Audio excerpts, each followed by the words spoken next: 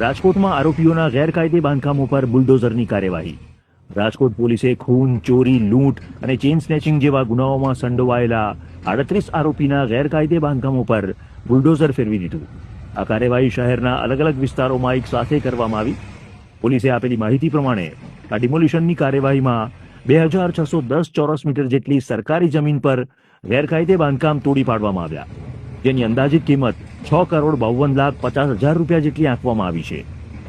રાજકોટ શહેરમાં જે વારંવાર ગુના કરવાની ટેવવાળા અસામાજિક તત્વો છે એમની યાદી તૈયાર કરવામાં આવે તથા એમના ગેરકાયદેસર વીજ કનેક્શન કાપવામાં આવે અને ગેરકાયદેસર દબાણ જે છે એમના દૂર કરવામાં આવે.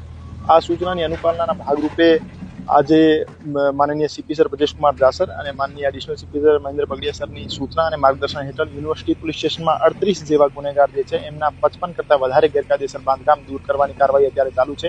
આ જે આરોપીઓ છે એમના વિરુદ્ધ ખૂનનો પ્રયાસ, ધાડ, લૂંટ, મારામારી અને પ્રોહિબિશનના ઘણા બધા ગુના દાખલ થયેલા છે. અમુક આરોપીઓ વિરુદ્ધ 10 કરતાં વધારે ગુના પણ દાખલ થયેલા છે અને પાસાની કાર્યવાહી પણ થયેલી છે.